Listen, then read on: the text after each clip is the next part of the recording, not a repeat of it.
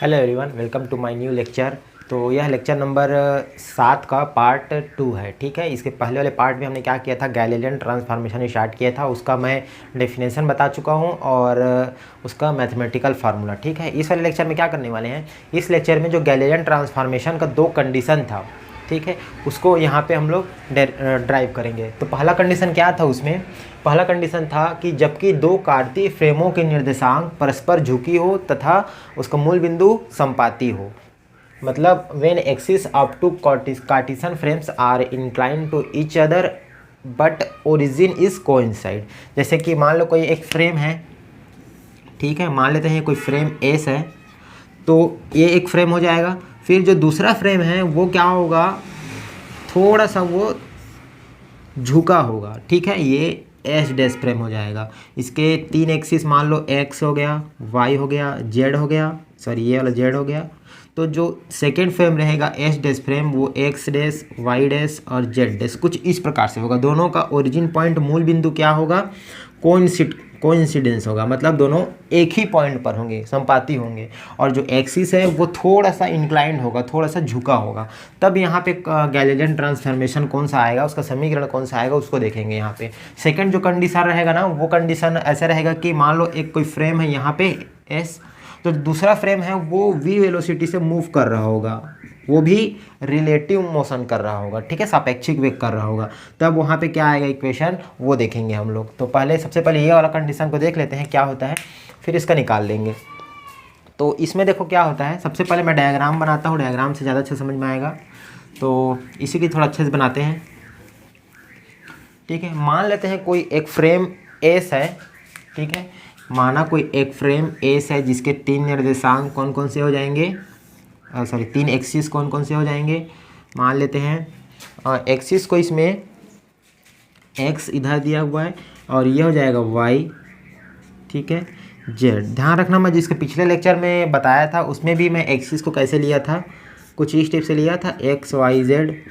ठीक है, तो ये सही नहीं है एक्चुअली में, इसको हम लोग को इस टाइप से लेना चाहिए था। एक्स इधर है तो वाई इधर और जेड इधर, ठीक है, तभी क्या होगा, एक्स वाई जेड ऐसे बनेगा। यहाँ पे थोड़ा सा गलत हो जा रहा था, इसमें फिर जेड नीचे की ओर बनता, तो उसको सुधार लेना, ऊपर क्या कर लेना, वाई कर लेना, और इस साइड क्या कर लेना, जेड कर लेना। ठीक है, तो ठीक है, इसमें देखते हैं क्या होता है। तो ये मान लेते हैं कोई फ्रेम एस है, इसके 3 निर्देशांक, 3 एक्सिस कौन कौन से हो जाएंगे, एक्स वाई और जेड। मान लेते हैं यहाँ पे कोई पॉइंट पी है, ठीक है, जिसके निर्देशांक इस फ्रेम में क्या क्या हो जाएंगे, एक्स वाई जेड।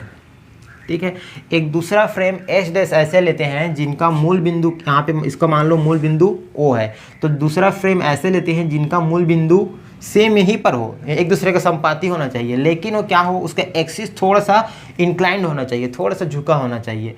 तो यहाँ पे जैसे लेते हैं, मान लेते हैं यहाँ पे ले लेते हैं, ये इसका एक एक्सिस हो गया, ठीक है, ये थोड़ा दूसरा एक्सिस हो गया और ये वाला तीसरा एक्सिस हो गया। इसको मैं थोड़ा डैश डैश से बना देता हूँ ताकि डिफरेंस समझ में आ जाए। ठीक है, कुछ इस टाइप से, और यहाँ पे भी। तो ये वाला एक्सिस क्या हो जाएगा, वाई डैश एक्सिस, ये वाला एक्सिस एक्स डैश एक्सिस, और ये वाला जेड डैश एक्सिस। यहाँ यहीं पे ओरिजिन पॉइंट ओ डैश भी रहेगा। तो इसके लिए मान लो ये पॉइंट पी यहाँ पर है, तो ये ध्यान रखना, ये फ्रेम एस डैश है और ये एस है, तो एस से इसका पोजीशन क्या हो जाएगा, इस टाइप से हो जाएगा। ठीक है, और एस डैश से, तो उससे पहले एस फ्रेम में एक्स एक्सिस पर इसका यदि हम लोग लंब खींचें तो इस टाइप से आएगा। ठीक है, और एस डैश फ्रेम की बात करें, तो एस डैश फ्रेम की बात करें तो यहाँ पे मूल बिंदु सेम है, मूल बिंदु सेम है, इसका मतलब क्या हो जाएगा, इसका भी दूरी सेम ही रहेगा। यहाँ पास मान लो आर वेक्टर है ये, तो आर वेक्टर है तो आर डैश वेक्टर भी क्या होगा, सेम ही होगा, क्योंकि दोनों का मूल बिंदु एक ही है तो डिस्टेंस तो एक ही होगा। लेकिन एक्स एक्सिस से ये थोड़ा सा अलग हो जाएगा। एक्स एक्सिस से अलग कैसे हो जाएगा, मान लेते हैं ये थोड़ा तिरछा बन गया, इसको सीधा बना लेना कुछ इस टाइप से।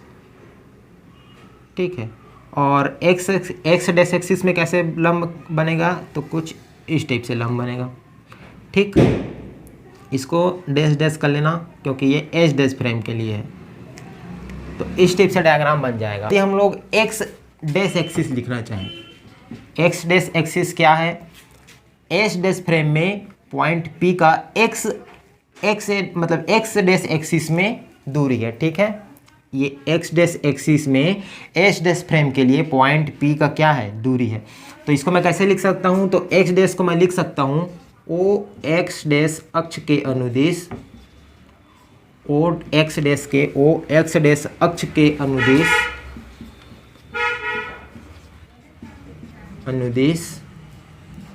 एक्स वाई तथा जेड घटकों के योग,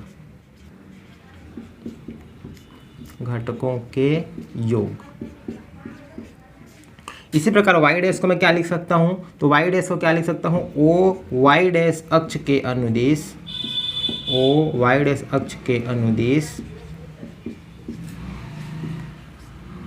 एक्स वाई तथा जेड घटकों के योग, ऐसे लिख सकते हैं भाई। और यदि मैं जेड डैश को लिखना चाहूँ तो सेम ओ जेड डैश अक्ष के अनुदिश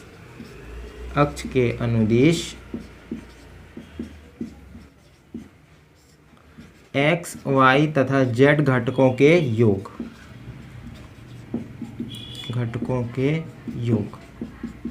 इस टिप से हम लोग लिख सकते हैं एक्स डैश वाई डैश, यहीं पे मान लेते हैं एक्स डैश वाई डैश और जेड डैश, ये एस डैश फ्रेम के लिए है। तो X dash Y dash Z dash का मान हम लोग क्या लिख सकते हैं, ओ एक्स डैश घटक में, मतलब ओ एक्स डैश अक्ष में एक्स वाई और जेड एक्स वाई जेड के क्या हो जाएंगे, घटकों के योग हो जाएंगे। वाई डैश में भी वैसे लिख सकते हैं, जेड डैश में ओ, इसमें ओ वाई डैश के रिस्पेक्ट में, जेड में ओ जेड के रिस्पेक्ट में। इसको और कैसे लिख सकते हैं, या करके, तो देखो एक्स डैश को मैं कैसे लिख सकता हूँ, ओ एक्स डैश अक्ष के अनुदिश एक्स वाई तथा जेड घटकों के योग, ठीक है। इसको मैं ऐसे लिख सकता हूँ, ओ एक्स डैश में क्या है, दूरी भाई, तो इसको मैं लिख सकता हूँ एक्स, ठीक है। ओ एक्स डैश से बात कर रहे हैं तो पहले ओ एक्स में तो एक्स लिख लेते हैं, उसके बाद यहाँ पे हो जाएगा कॉस एक्स और एक्स डैश, यहाँ पे हो जाएगा Y cos Y X dash plus Z cos Z X dash, ये एक्स डैश को लिख सकते हैं। उसी प्रकार वाई डैश को कैसे लिख सकते हैं, ये हो जाएगा Y cos Y X dash plus Y sorry यहाँ पे आ जाएगा एक्स, यहाँ पे हो जाएगा वाई कॉस और यहाँ पे हो जाएगा यहाँ पे हो जाएगा वाई डैश और ये हो जाएगा X Y dash plus Y dash plus Z cos Z and Z dash, ठीक है, जेड एंड वाई डैश। और इसी प्रकार जेड डैश को हम लोग कैसे लिख सकते हैं, तो जेड डैश को लिख सकते हैं एक्स कॉस, ये हो जाएगा X Z dash plus Y cos Y Z dash plus Z cos, ये ध्यान रखना स्मॉल है, ठीक है, ये स्मॉल है सब, और ये जो है ये सब एक्सिस है, तो एक्सिस है तो ये बड़ा है ना, और यहाँ पे हो जाएगा जेड डैश। इस टाइप से हम लोग इसको लिख सकते हैं, ये जो शब्दों में लिखे हैं उसको हम लोग फार्मूला के रूप में लिख दिए। अब देखो जो ये क्या है कॉस एक्स, उससे पहले ये लिख सकते हैं, या करके इसको फिर से और लिख सकते हैं। देखो इसको कैसे लिख सकते हैं, एक्स डैश इक्वल टू, इसको मैं लिखना चाहूँ तो एक्स हो गया कॉस एक्स डैश को, इसको मैं ऐसे लिख लेता हूँ कॉस एक्स डैश, ठीक है, plus Y C Y X dash, मतलब इसको लिख लेना अच्छे से वाई एक्स डैश। इसको मैं कैसे लिख सकता हूँ, Z C Z X dash, तो ये एक्स डैश हो गया। सिमिलरली वाई को मैं लिखना चाहूँ तो कैसे लिख सकता हूँ, X C X Y dash plus Y C Y dash plus Z C Z Y dash. और जेड डैश को मैं क्या लिख सकता हूँ, यहाँ पे हो जाएगा X C X Z dash plus Y C Y Z dash plus Z C Z Z dash, ऐसे लिख सकते हैं। ठीक है, यहाँ पे ध्यान देना, जो ये है ना कॉस एक्स एक्स डैश, ये क्या है भाई? तो ये देखो कॉस एक्स एक्स डैश क्या है, दो अक्ष कौन कौन से, एक्स अक्ष और एक्स डैश अक्ष। तो इन दोनों अक्षों के बीच में जो कोसाइन बन रहा है, कॉस बन रहा है, वो है ये। ठीक है, एक्स एक्सिस और एक्स डैश एक्सिस में उनके बीच में बना हुआ कोसाइन का कोण, वो है कॉस एक्स एक्स एक्सिस। तो इसको हम लोग कैसे करके लिख रहे हैं, सी एक्स एक्स डैश ऐसे करके भी लिख रहे हैं। ठीक है, तो ये मालूम होना चाहिए क्या है। अब देखो ये जो इक्वेशन आया ना, इसी को ही क्या, ये जो इक्वेशन है, ये इक्वेशन एस डैश फ्रेम में निर्देशांक और एस फ्रेम में निर्देशांक के बीच में रिलेशन दिखा रहा है। तो हमारा गैलीलियन ट्रांसफॉर्मेशन इक्वेशन यही वाला गैलीलियन ट्रांसफॉर्मेशन इक्वेशन हो जाएगा। ठीक है, ये जो समीकरण एक आया है, ये क्या बताता है, ये समीकरण एक एस फ्रेम से एस डैश फ्रेम में रूपांतरण समीकरण बता रहा है। मतलब एस फ्रेम से एस डैश फ्रेम में रूपांतरण समीकरण बता रहे हैं। अब यदि हमको एस डैश फ्रेम से एस फ्रेम में रूपांतरण समीकरण निकालना है तो कैसे करेंगे? तो इसको जस्ट रिवर्ट कर देते हैं, फिर एस डैश फ्रेम से एस फ्रेम में हमको हमारे पास रूपांतरण समीकरण आ जाएगा। ठीक है, तो इसको मैं कैसे लिख सकता हूँ, ध्यान देना, देख लो भाई, इसको ये एक्स इक्वल टू क्या हो जाएगा, अब इधर आ जाएगा X dash C x x dash x हो जाएगा ये। ठीक है, प्लस यहाँ पे हो जाएगा Y dash C Y dash X plus Z dash C Z dash X. उसके बाद फिर ये वाला इक्वेशन क्या हो जाएगा, वाई डैश को लिखना चाहूँ तो वाई को लिखना चाहूँ तो मैं, ये हो जाएगा X dash C X dash Y plus Y dash C Y dash Y plus Z dash, ये हो जाएगा सी जेड डैश वाई। और सिमिलरली यदि जेड को लिखना चाहूँ तो मैं, यहाँ पे हो जाएगा C X dash Z plus Y dash C, ये हो जाएगा सॉरी वाई डैश जेड। ठीक है, और ये हो जाएगा Z dash C Z dash Z. तो ये जो इक्वेशन आया समीकरण 2 दे दो इसको, तो ये जो समीकरण है ना, फ्रेम एस डैश से एस में रूपांतरण समीकरण है, या फिर गैलीलियन ट्रांसफॉर्मेशन है। ठीक है, ट्रांसफॉर्मेशन है। और ये वाला जो इक्वेशन था, ये क्या था, फ्रेम एस से एस डैश में गैलीलियन ट्रांसफॉर्मेशन था, गैलीलियन ट्रांसफॉर्मेशन। तो इस वाले समीकरण को हम लोग ऐसे भी लिख सकते हैं, इसको व्युत्क्रम करके, इसको ध्यान देना ऐसा भी बोलते हैं इनवर्स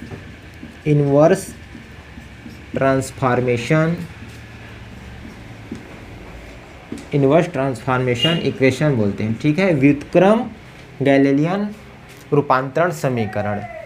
अब यदि मान लेते हैं कि एस फ्रेम में जो कण है यहाँ पर, वो क्या है, मतलब सबसे पहले ये मानते हैं कि एस एक जड़त्वीय फ्रेम है, एस एक जड़त्वीय फ्रेम है, तब क्या होगा, इसमें कोई कण यहाँ पे है पी पॉइंट पर, तो उसमें बाह्य बल का मान 0 होगा, बाह्य बल का मान 0 होगा, इसका मतलब उसमें त्वरण का भी मान 0 होगा। ठीक है, तो उसको कैसे लिख सकते हैं हम लोग, D square X upon D T square equal to 0 and D square Y upon D T square equal to 0 and D square Z upon D T square equal to 0। ठीक है, ये एस फ्रेम की बात हो गया। इसको हम लोग एस डैश फ्रेम में निकाल के देखें तो एस डैश फ्रेम में मान लेते हैं यहाँ पे पॉइंट पी है। ठीक है, उसमें यदि हम लोग कण का त्वरण निकालना चाहें तो कण का त्वरण निकालेंगे तो क्या कर देंगे, ये जो इक्वेशन आया हुआ है समीकरण 1, इसको हम लोग टी के रिस्पेक्ट में 2 बार अवकलन कर देते हैं। तो यहाँ पोजीशन का मान है, ये मतलब पोजीशन का मान है ना एक्स वाई जेड, तो इसको हम लोग 2 बार अवकलन करेंगे तो एक्सीलरेशन आ जाएगा। ठीक है, समीकरण 1 को 2 बार अवकलन कर देंगे तो यहाँ से मैं क्या लिख सकता हूँ, सीधा तुम लोग बताना। यहाँ पे मैं लिख सकता हूँ D x dash square upon D T square, ऐसे लिख सकता हूँ। इक्वल टू क्या हो जाएगा भाई, जो कि सी एक्स एक्स डैश से बाहर आ जाएगा। ठीक है, एक्स का क्या हो जाएगा, D square X upon D T square.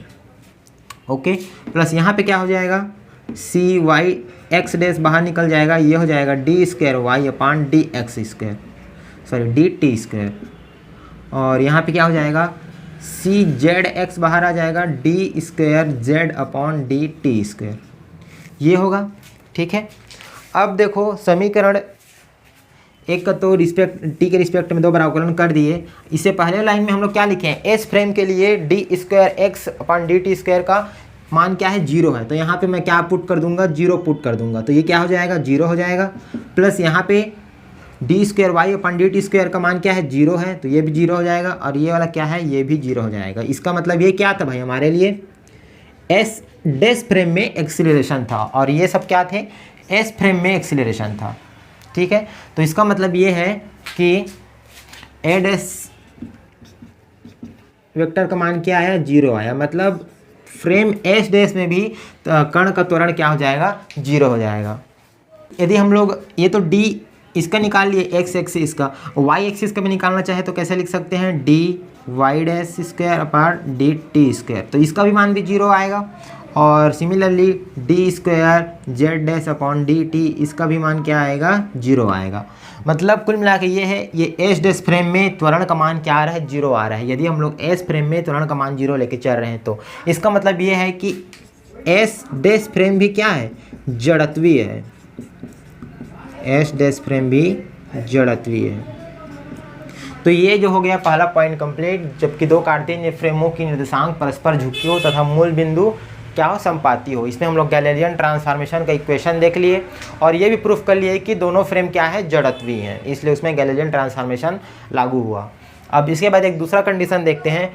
तो इसके बाद कंडीशन दूसरा देखते हैं। कंडीशन दूसरा क्या हो जाएगा, जबकि दो कार्तीय फ्रेम सापेक्षिक वेग v equal to V X I के प्लस वी वाई जे के plus V Z K cap से गतिमान है तथा मूल बिंदु t equal to T zero, मतलब t equal to T dash equal to T zero पर संपाती हैं। ठीक है, इंग्लिश में क्या हो जाएगा, when two Cartesian frames are relative motion with velocity v and their origin coincides at time t equal to T dash equal to T zero पर। तो देखो इस कंडीशन में क्या होता है, मान लेते हैं कोई एक फ्रेम एस है,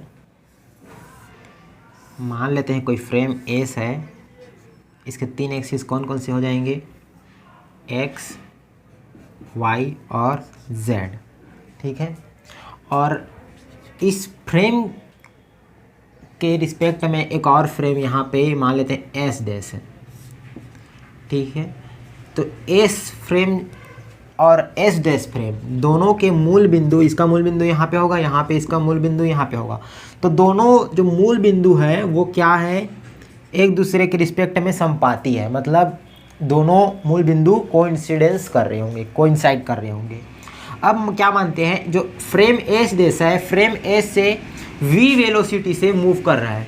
ठीक है, frame S dash frame S के रिस्पेक्ट में वी वेलोसिटी से मूव कर रहा है। मतलब इस बार तीनों डायरेक्शन में मूव कर रहा है, एक्स डायरेक्शन में मूव कर रहा है, वाई डायरेक्शन में भी मूव कर रहा है और जेड डायरेक्शन में भी मूव कर रहा है। ठीक है, उससे क्या होगा, तो कोई टाइम टी